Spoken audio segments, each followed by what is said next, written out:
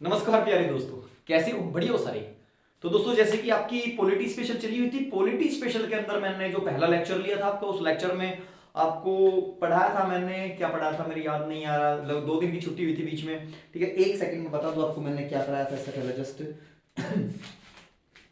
मैंने annual financial statement of union कराया था मेरे भाई। ठीक है, annual financial statement of union यानी कि वार्षिक वर्ष का वित्तीय विवरण, समझ रहे? यानी कि बजट मैंने कराया था, और बजट से संबंधित जितने भी क्वेश्चन मैंने यहाँ पे सोल्व किए थे, बजट से संबंधित जो भी कंटेंट मैंने आपको प्रोवाइड किया था, वो सारा एक बढ़िया कंटेंट था। आई होप, आशा करता हूं कि आप सभी नोट्स बना के तैयारी कर रहे होगे। अगर नोट्स नहीं भी बना रहे हो तो आप बना लेना, क्योंकि बिना नोट्स के काम नहीं चल रहा मेरे भाई। नोट्स अपनी ताकत होती है, पढ़ाई की ताकत होती है नोट्स, ध्यान रखना इस चीज को। आवाज में तो कोई दिक्कत नहीं होगी, आज तो माइक वगैरह भी लगा हुआ है प्रॉपर। ठीक है, अब अगर हम बात करेंगे आज के लेक्चर की, आज हम इस लेक्चर में क्या कराएंगे, तो आज हम इस लेक्चर में बहुत ही इंपॉर्टेंट चीज मैं आपको बताने वाला हूं। आपके जो फंड होते हैं, ठीक है, सरकार के पास पैसा कहां से आता है, ठीक है, सरकार जो काम करती है, गवर्नमेंट जो काम करती है, उसको पैसा कहां से मिलता है। ठीक है, भारत के जो फंड होते हैं, यानी कंसोलिडेटेड फंड होता है, कॉन्टीजेंसी फंड होता है, पब्लिक फंड होता है, ठीक है, ये इन तीनों फंडिंग के बारे में आज हम पता करेंगे। तो सबसे पहले आप लोग हेडिंग डालिए। ठीक है, आप पढ़ रहे थे इंडियन पॉलिटी, वही पुराना काम। ठीक है, तो आप हेडिंग डालिए, आप पढ़ रहे थे इंडियन पॉलिटी। इंडियन पॉलिटी यानी कि भारतीय राज्य व्यवस्था, भारतीय राज्य व्यवस्था। ठीक है, और इंडियन पॉलिटी यानी कि भारतीय राज्य व्यवस्था, और इसके अंदर आज आप लोग क्या पढ़ोगे, इसके अंदर पढ़ोगे आज आप लोग consolidated fund of India. Heading डालो, कंसोलिडेटेड, CONSOLA, कंसोली, CONSOLITED। एक सेकेंड में, LIDATED, कंसोलिडेटेड। ठीक है, ध्यान रखना, स्पेलिंग मिसअंडरस्टैंडिंग हो गई थी मेरे भाई। CONSOLIDATED, consolidated fund, consolidated fund. ठीक है, कंसोलिडेटेड फंड की अगर हम बात करें तो इसको हम बोलते हैं संचित निधि। ठीक है, लिखो, consolidated fund of India, consolidated fund of India यानी कि भारत की संचित निधि, भारत की संचित निधि। ठीक है, अगर भारत की संचित निधि की हम बात करें, भारत की संचित निधि यानी कि जहां पैसा रिजर्व होता है, इंडियन गवर्नमेंट जहां से पैसा निकालती है, उसके बारे में अगर हम कंसोलिडेटेड फंड की बात करें तो इसका जो आर्टिकल है, वो आर्टिकल रहेगा आपका आर्टिकल 266 है, यानी कि अनुच्छेद 266 के अंदर किसका जिक्र है, आर्टिकल 266 के अंदर जिक्र है संचित निधि का, यानी कि कंसोलिडेटेड फंड का। ठीक है भाई, अब इसमें होता क्या है, एक सेकंड इंक डालो, तब तक आप एक बार हेडिंग डाल लो। कोई क्लैरिटी ठीक है? जूम करे क्या भाई? एक सेकंड, डार्क, थोड़ा डार्क।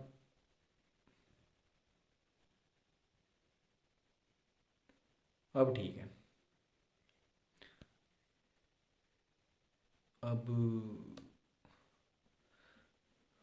सही है। चलो भैया, करो लेफ्ट राइट, जैसे भी करोगे भाई, आजकल तुम लोग बड़े हो गए हो।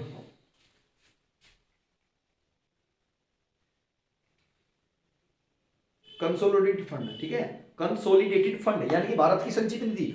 वैसे ही मेरा पर्पस ये नहीं था कि मैं आपको संविधान पूरा कराऊंगा, कॉन्स्टिट्यूशन तो पूरा करवा ही दूंगा, लेकिन पता होना चाहिए संविधान के अंदर और बहुत सारी चीजें है, ये इकोनॉमिक्स में पढ़ाई जाती है। ठीक है, लेकिन जब हमें इनका जिक्र करना है पॉलिटी के अंदर, क्योंकि इनका एक आर्टिकल बना हुआ है, और जब ये स्पेशल आर्टिकल लगाती है तो आर्टिकल का मतलब कॉन्स्टिट्यूशन, तो कॉन्स्टिट्यूशन तो जरूरी है ये पढ़ना। अब देखो, इसमें इसमें लिखा हुआ है कंसोलिडेटेड फंड की अगर बात करें तो लिखो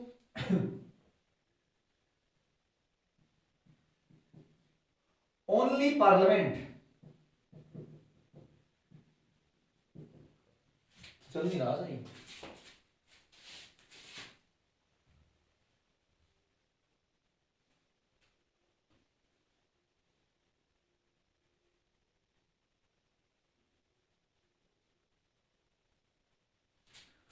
देखो भाई, ओनली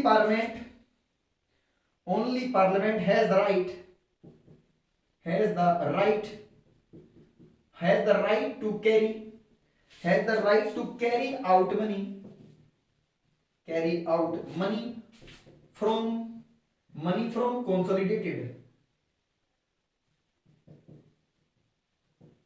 कंसोलिडेटेड फंड। लिखो इसमें, भारत की संचित निधि से, भारत की संचित निधि से पैसे निकालने का अधिकार, पैसे निकालने का अधिकार केवल संसद को है। यानी कि भारत की जो संचित निधि होती है उसमें से पैसा कौन निकालता है, उसमें से केवल और केवल संसद पैसा निकाल सकता है, पार्लियामेंट पैसा निकाल सकता है। ऊपर पार्लियामेंट कब निकल लगा, पार्लियामेंट तब निकल लगा जब मनी बिल पेश होगा, ध्यान रखना ये चीज, ठीक है। पहले मनी बिल पेश करना होता है, फिर मनी बिल फाइनेंशियल बिल होगा, वो एक अलग बात है, उसके बाद निकलता है, ठीक। ऐसे नहीं निकलता कोई भी जाकर पैसे निकलवा लगा सरकारी अकाउंट में, मतलब बिल्कुल नहीं निकलेगी। सरकार के जो अकाउंट होते हैं, जो रिजर्व अकाउंट होते हैं, उनको बोलते हैं कंसोलिडेटेड फंड। तीन तरह के फंड होते हैं, कंसोलिडेटेड फंड यानी कि संचित निधि, दूसरा कॉन्टिजेंसी फंड यानी कि आकस्मिक निधि, और तीसरा पब्लिक फंड यानी कि पब्लिक निधि, ठीक है। अब उसके बाद देखो, ये तो फर्स्ट पॉइंट था आपका इसमें, ठीक। 266 आर्टिकल वर्णित है इसका। उसके बाद दूसरी हेडिंग डालो, contingency fund, CONTIGENCY, contingency fund. Contingency fund की अगर बात करें तो इसको बोलते हैं आकस्मिक निधि, आकस्मिक निधि,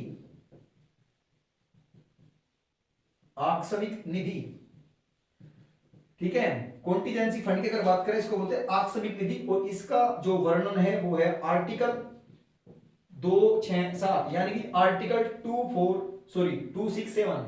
भाई कंसोलिडेटेड फंड कब था, 266 में, कॉन्टिजेंसी फंड कितने में था, 267 में, यानी कि नेक्स्ट आर्टिकल में आकस्मिक निधि का वर्णन है। इसमें लिखो भाई, संचित निधि में कौन पैसा निकाल रहा है, संचित निधि से पैसा संसद निकाल रहा है, और अगर आकस्मिक निधि की बात करें तो इससे पैसा केवल और केवल राष्ट्रपति निकाल सकता है। तो लिखो इसमें,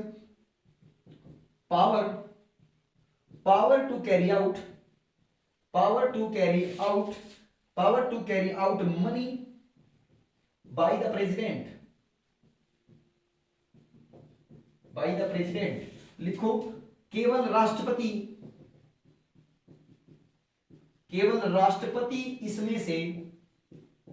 इसमें से पैसा निकाल सकता है,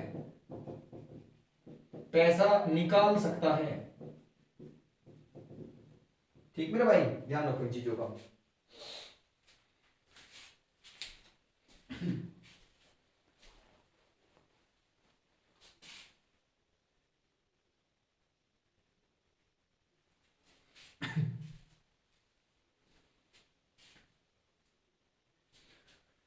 अब उसके बाद हम पढ़ेंगे नेक्स्ट टॉपिक आज हमारा, जिसका नाम है मोशन यानी कि प्रस्ताव, ठीक है। संसद में पेश करे जाने वाले प्रस्ताव, या प्रस्ताव कितने तरह के होते हैं, कितने तरह के मोशंस होते हैं। मोशन बोलते हैं, प्रपोजल मत बता देना, प्रपोज का मतलब भी प्रस्ताव ही होता है, ठीक है। प्रपोज करना, प्रस्ताव रखना, ठीक है। हमने किसी को प्रपोज कर दिया तो उसका मतलब प्रपोज मतलब वो वाला नहीं, आई लव यू, वो वाला लव यू नहीं भाई। तो यहाँ ध्यान रखना इस चीज का, प्रपोज करने का मतलब होता है अपना प्रस्ताव रखना, ठीक। कभी जानू वाला प्रपोज याद आ जाए, जानू है ये, जानू ऐसा हो गया भाई, बाबू और जानू ये बहुत फेमस है। इस बाबू ने लोगों की घर बेच दिए, धरती बेच दी, ठीक है, सारे सिस्टम बंद करवा दिए, फिर भी बाबू दिमाग पे छाया हुआ है। तो देखो खम्मा कहाँ का बाबू है, कुछ नहीं है, ठीक।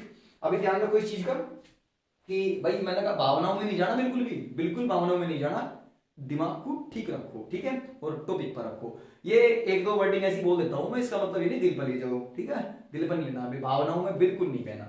अब उसके बाद देखो, जैसे मैंने बताया संचित निधि आर्टिकल 266 में है, पैसा संसद निकाल लगा, ठीक, अमेंडमेंट्स यानी कि बिल पेश हो गए तब। उसके बाद आकस्मिक निधि, कॉन्टिजेंसी फंड आर्टिकल 267 में निहित है, और अगर बात करें कॉन्टिजेंसी फंड, आकस्मिक निधि से राष्ट्रपति के द्वारा पैसा निकाला जा सकता है। ये फंड खत्म हो गई, पब्लिक फंड नहीं होती है, उसके बारे में नेक्स्ट कभी जिक्र करेंगे शांति से।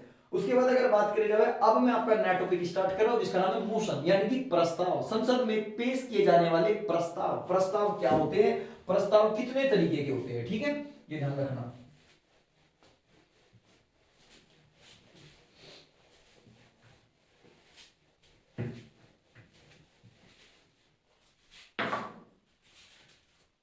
सबसे पहले हेडिंग डालो types of motion, types of motion, types of motion, types of motion in the parliament, in the parliament,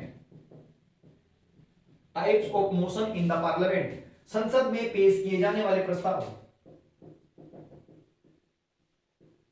संसद में पेश किए जाने वाले प्रस्ताव, किए जाने वाले प्रस्ताव, ठीक है भाई, संसद में पेश किए जाने वाले प्रस्ताव। सबसे पहला प्रस्ताव की अगर बात करें तो सबसे फर्स्ट नंबर का हेडिंग डाल दो, सबसे पहला प्रस्ताव कौन सा होता है, लिख लो calling, calling attention motion, calling attention, calling attention motion. Motion बोलते हैं प्रस्ताव को, कभी मोशन गति को बोल दो, प्रस्ताव को, तो ध्यान रखना कॉलिंग मोशन या कॉलिंग अटेंशन मोशन, जिसको बोलते हैं ध्यान आकर्षण प्रस्ताव, ध्यान आकर्षण प्रस्ताव। और ध्यान आकर्षण प्रस्ताव की अगर बात करें, इसके अंदर लिखो बाय द परमिशन ऑफ, किसके द्वारा दिया जाता है ये प्रस्ताव, लिखो by the permission of, by the permission of chairperson, by the permission of chairperson या speaker, speaker a member, speaker a member of parliament, ठीक है। अब इसमें होता क्या, इसमें लिखो पार्लियामेंट, लिखो ask a question, ask a question, ask a question about, ask a question about any important subject, any important subject, any important subject to the related minister, to the related minister or the minister, or the minister, ठीक है भाई, करो सुनो।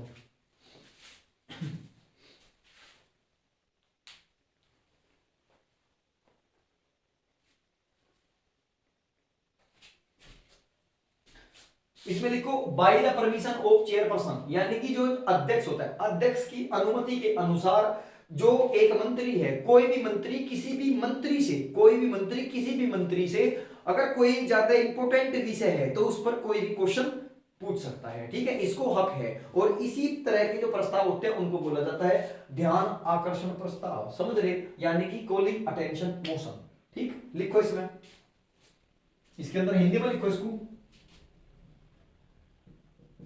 किसी विशेष विषय पर, किसी विशेष विषय पर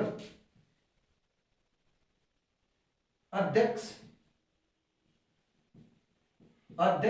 की अनुमति के द्वारा, अध्यक्ष की अनुमति के द्वारा एक मंत्री दूसरे मंत्री से सवाल पूछेगा,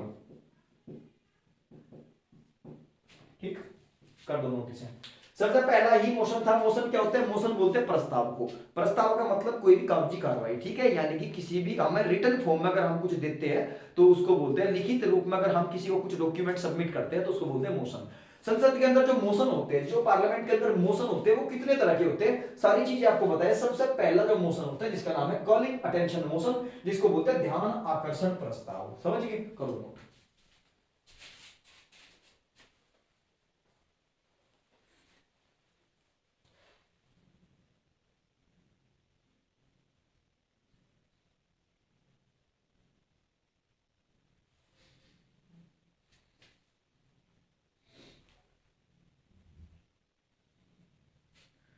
ठीक है भाई, दूसरा मोशन लिखो एडजस्टमेंट मोशन।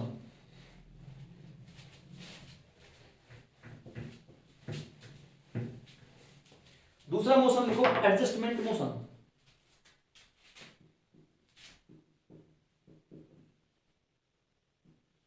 एडजस्टमेंट मोशन, ठीक। एडजस्टमेंट मोशन को लिखो काम रोको प्रस्ताव, काम रोको प्रस्ताव। अब यू काम रोको प्रस्ताव कैसा हो, पहला तो था ध्यान आकर्षण प्रस्ताव, दूसरा है काम रोको प्रस्ताव। ठीक, हम कैसा प्रस्ताव पेश कर सकते हैं, हम कैसा मोशन पेश कर सकते हैं, एडजस्टमेंट मोशन। इसके अंदर लिखो भाई, बाय द मोशन रिमेंबर, या by this motion, by this motion a member of parliament, a member of parliament can recommend, member of parliament can recommend the speaker या chairperson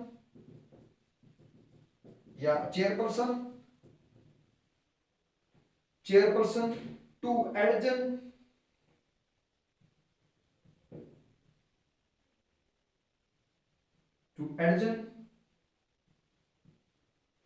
the houses due to an important subject। ठीक है भाई, लिखो अगर कोई संसद का सदस्य, अगर कोई संसद का सदस्य या किसी भी महत्वपूर्ण, अगर कोई संसद का सदस्य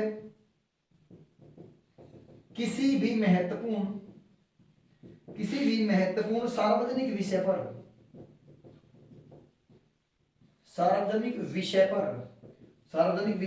संसद या लोकसभा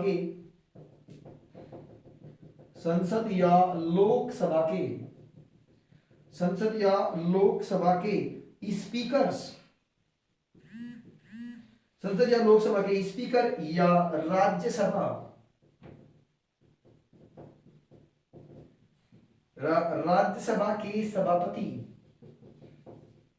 या राज्यसभा के सभापति को सदन को स्थगित या उसे एडजर्न करने की सिफारिश करता है।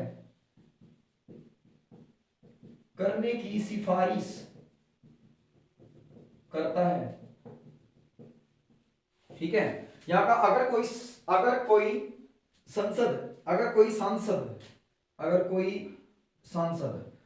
कोई सांसद या संसद, ठीक है, ध्यान रखना, अगर कोई सांसद, नहीं यार एक सेकंड मिसेस, अगर कोई संसद का सांसद, ठीक है, अगर कोई संसद का सांसद किसी भी महत्वपूर्ण सार्वजनिक विषय पर संसद या लोकसभा के स्पीकर या राज्यसभा के सभापति को सदन को स्थगित करने की सिफारिश करता है कि सदन को रोक दो, ये काम सही नहीं हो रहा, सदन को स्थगित कर दो, तो सदन को स्थगित करना कि कौन सा प्रस्ताव कहलाएगा, सदन को स्थगित करने पर लगाया जाएगा जो होता है एडजस्टमेंट मोशन, यानी कि काम रोको प्रस्ताव। ठीक है, ये ध्यान रखना, क्वेश्चन नोट।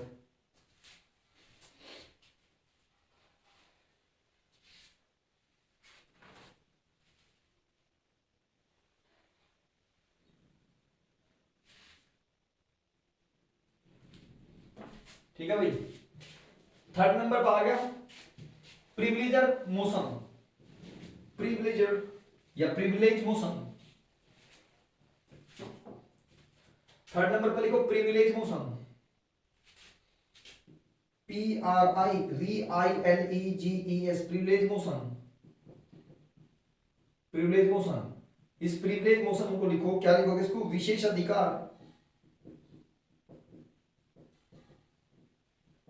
विशेषाधिकार प्रस्ताव। ठीक है, विशेषाधिकार प्रस्ताव लिखो, कोई भी संसद का सदस्य, कोई भी संसद का सदस्य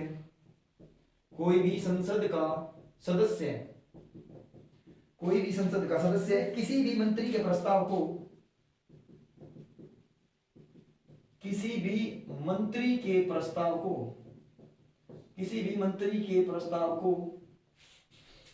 या किसी भी मंत्री के प्रस्ताव से, किसी भी मंत्री के प्रस्ताव से सहमत नहीं है, सहमत नहीं है, या उससे, या उससे प्रस्ताव के खिलाफ, या उससे प्रस्ताव के खिलाफ, प्रस्ताव के खिलाफ सहमत नहीं है, या उस प्रस्ताव के खिलाफत हो, खिलाफत हो, तो वह उसके लिए, तो वह उसके लिए विशेषाधिकार, विशेषाधिकार प्रस्ताव, तो वह उसके लिए विशेषाधिकार प्रस्ताव रख सकता है, रख सकता है। ठीक है, और इसमें दूसरा पॉइंट लिख दो, सही जानकारी न देने पर, सही जानकारी न देने पर, ठीक है, कोई भी सांसद, कोई भी संसद का सदस्य किसी भी मंत्री के प्रस्ताव से सहमत नहीं है या उसके प्रस्ताव के खिलाफ में बोल रहा। सपोज करो अगर किसी मंत्री ने कोई स्पीच दी और उस स्पीच में उसने बहुत बड़ी फ्रॉडिंग कर रखी, यानी कि सब कुछ झूठ बोल दिया, भाई जब झूठ तो उसने बोल ही दिया, तो ऐसे बहुत सारे मिनिस्टर होते हैं जो झूठ को पहचान लेते हैं, उन्हें पता होता है क्या काम किया क्या नहीं किया, क्या झूठ बोल रहा है इसने। जब झूठ बोलेंगे तो यानी कि झूठी रिपोर्ट है, जब झूठी रिपोर्ट लगाई जाएगी तो उसके खिलाफ में बोलने वाले भी आएंगे, और उसके खिलाफ बोलने का जो अधिकार है वो क्या कहलाता है, वो कहलाता है प्रिविलेज मोशन, यानी कि विशेषाधिकार प्रस्ताव।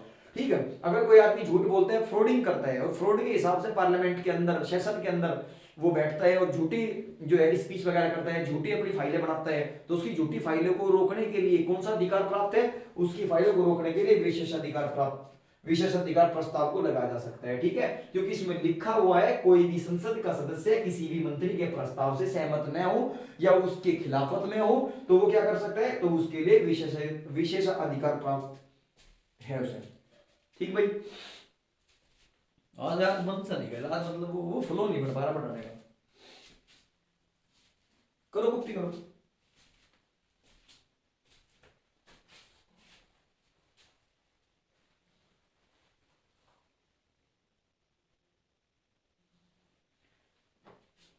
उसके बाद है फोर्थ, सेंसुअर मोशन। 4-5 मोशन है ये। ठीक है,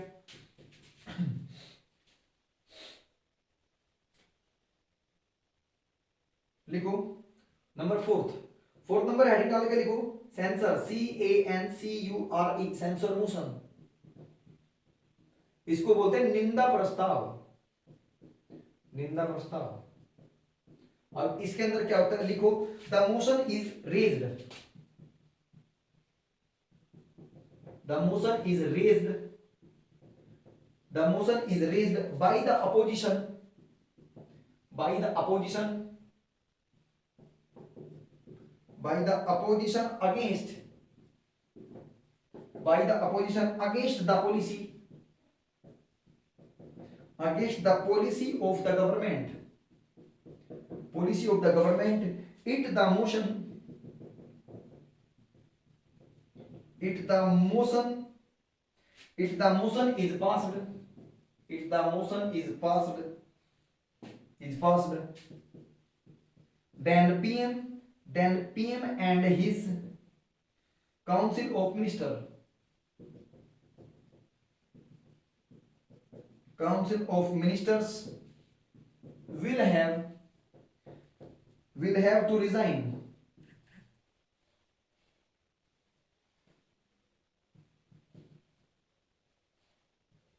ठीक है, लिखो इसमें इस प्रस्ताव को,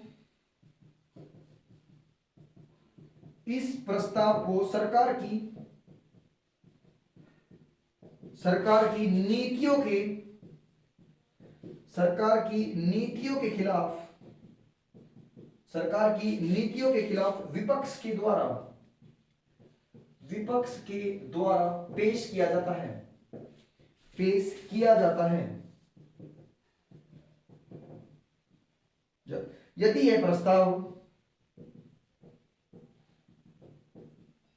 संसद में, यदि यह प्रस्ताव संसद में संसद में पेश होता है या संसद में पास होता है, संसद में पास होता है, तो सरकार प्रधानमंत्री को, तो प्रधानमंत्री व उसके, प्रधानमंत्री व उसके समस्त, प्रधानमंत्री व उसके समस्त मंत्रिमंडल को इस्तीफा देना होता है, इस्तीफा देना होता है। ठीक है, ध्यान रखो इस प्रस्ताव को भी। ठीक, सेंसर मोशन यानी कि निंदा प्रस्ताव, निंदा प्रस्ताव को कौन लगाएगा? विपक्ष दल का नेता लगाता है। ठीक है, अगर ये प्रस्ताव पास हो जाता है संसद में, अगर संसद में निंदा प्रस्ताव पास हो जाता है तो पास होने के बाद में प्रधानमंत्री और प्रधानमंत्री के साथ पूरा का पूरा मंत्रिमंडल क्या हो जाएगा? टर्मिनेटेड, यानी कि रिजाइन देना पड़ता है सबको। क्लियर करो।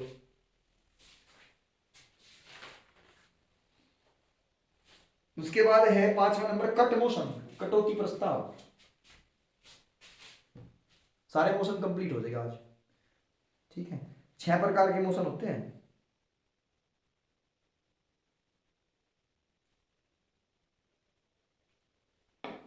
ठीक है भाई, 6 प्रकार की। नेक्स्ट है कट मोशन, कटौती प्रस्ताव।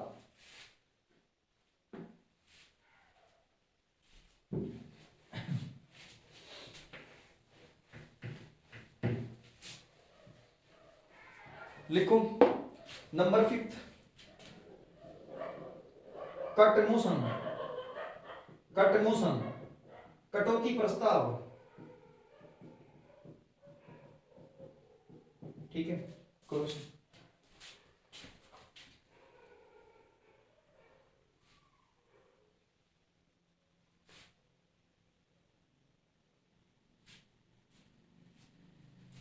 लिखो सरकार द्वारा पेश किए गए, सरकार द्वारा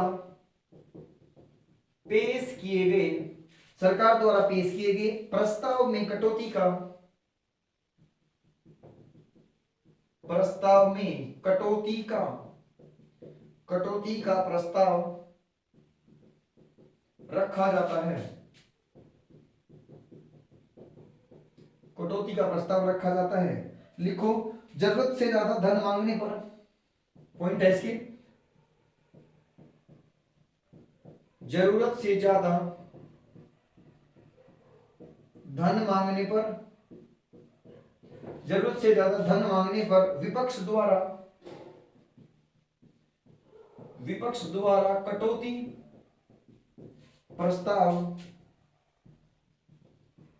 जारी किया जाता है। यानी कि कटौती प्रस्ताव कौन जारी करेगा? जो विपक्ष दल का नेता होगा, विपक्ष दल करेगा, और इसको बोलते हैं कट मोशन, यानी कि कटौती प्रस्ताव। ये कब अप्लाई होता है? जब गवर्नमेंट, जब सरकार जरूरत से ज्यादा धन निकालने की सोचती हो। कहां से? कॉन्टीजेंसी फंड से या कंसोलिडेटेड फंड से। ठीक, इन फंडिंग से जब ज्यादा पैसा निकालने की सोचेगी तब क्या करेगी? आगे भी तो पैसे की जरूरत है ना। तो इसी चीज को देख के जो विपक्ष पार्टी होती है, विपक्ष दल जो होता है संसद में, वो प्रस्ताव पेश कर देता है कट मोशन की, ज्यादा जरूरत से ज्यादा पैसा निकाल ले, भारत सरकार के खाते को खाली कर देगा। बिल्कुल ठीक, ऐसा। तो इसमें लिखो नेक्स्ट पॉइंट, इसके पास होने की स्थिति में सरकार द्वारा त्यागपत्र दिया जाता है। अगर लिखो इसके पास होने की स्थिति में, इसके पास होने की स्थिति में सरकार द्वारा त्यागपत्र दिया जाता है, दिया जाता है। सरकार का त्यागपत्र देना क्या होता है? सरकार का त्यागपत्र मैंने बताया था, देश का प्रथम नागरिक राष्ट्रपति होता है और सरकार का पहला अधिकारी प्रधानमंत्री होता है। इसका मतलब प्रधानमंत्री त्यागपत्र देगा और प्रधानमंत्री के साथ साथ पूरा का पूरा काउंसिल ऑफ मिनिस्टर यानी कि मंत्रिमंडल दोनों एक साथ क्या करें? रिजाइन कर देंगे और यानी कि सरकार खत्म। ठीक,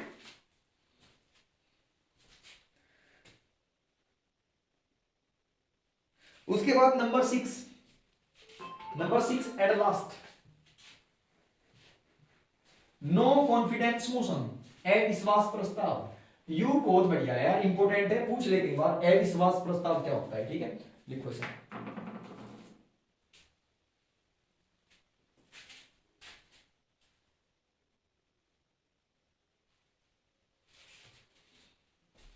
लिखो नो कॉन्फिडेंस, 6 नंबर का है, लिखो नो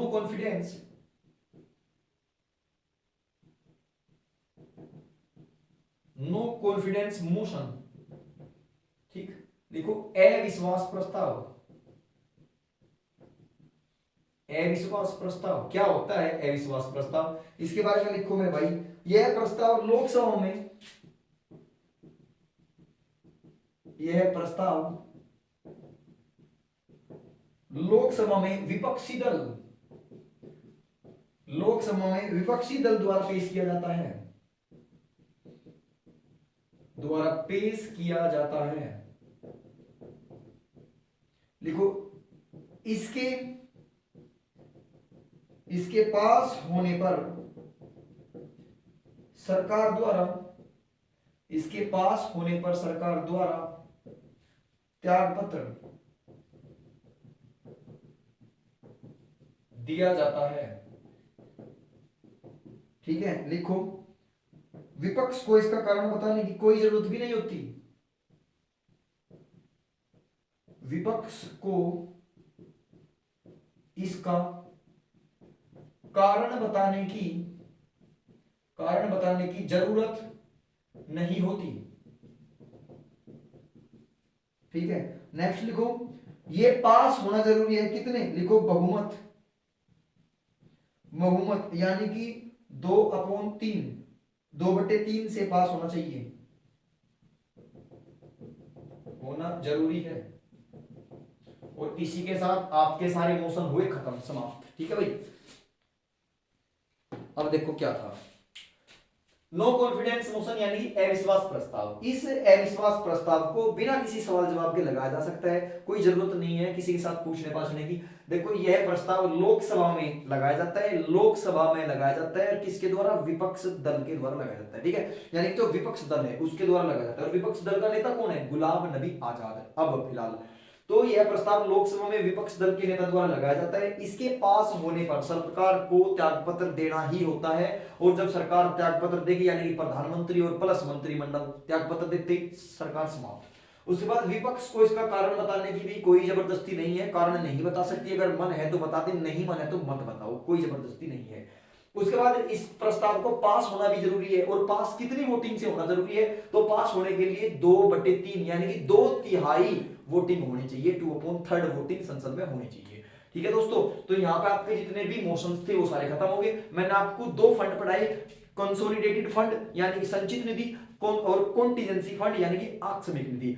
अगर बात करें आर्टिकल 266 में तो है आपका कंसोलिडेटेड फंड, इसमें से पैसा निकालने का अधिकार केवल और केवल पार्लियामेंट को है। उसके बाद आता है आपका कॉन्टिजेंसी फंड, आर्टिकल 267, आर्टिकल 267, ठीक है, इसमें अनुच्छेद 267 में वर्णित है। और जो संचित निधि है, संचित यानी आकस्मिक निधि जो है, यानी कॉन्टिजेंसी फंड से पैसा निकालने का अधिकार केवल और केवल पार्लियामेंट का होता है, ठीक। ये फंड खत्म। उसके बाद मैंने बताया आपको जो मोशंस होते हैं, मोशन ऑफ द पार्लियामेंट, संसद के प्रस्ताव, संसद के अंदर कितने तरह के प्रस्ताव पेश कर सकते हैं, तो संसद के अंदर 6 तरह के प्रस्ताव पेश कर सकते हैं। 6 के टाइप मैंने बता दिए, इनके बारे में डिटेल से लिखवा भी दिया, इससे ज्यादा डेप्थ में मत जाओ, ठीक है। अगर हो सकता है बाई चांस एमसीक्यू लगा दूंगा, वो मैं पीडीएफ दे दूंगा, उसमें सारे क्लियर हो जाएंगे। बाकी जो पढ़ाना था वो पढ़ा दिया, कंटेंट आज का कंप्लीट होगा। कल हम आपको एक नए कंटेंट पर लेकर चलेंगे, और कल हम आपको पार्लियामेंट्री कमेटीज पढ़ाएंगे, यानी कि संसदीय समिति।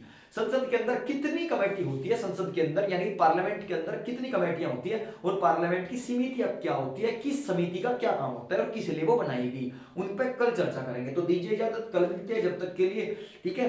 मैं कहना चाहता हूँ आज 23 जनवरी है, नेताजी सुभाष चंद्र बोस यानी कि पराक्रम दिवस मनाया जाता है आज के दिन, और ठीक है भाई, नेताजी सुभाष चंद्र बोस का एक बार नारा लगा देना, जय हिंद जय भारत, क्योंकि जय हिंद का नारा ही नेताजी ने दिया था। नेताजी का जन्म उड़ीसा में हुआ था, कटक में हुआ था, और कटक चावल अनुसंधान के लिए जाना जाता है, ठीक है, ये ध्यान रखना, उड़ीसा में पड़ता है आपका कटक, ठीक है मेरे भाई।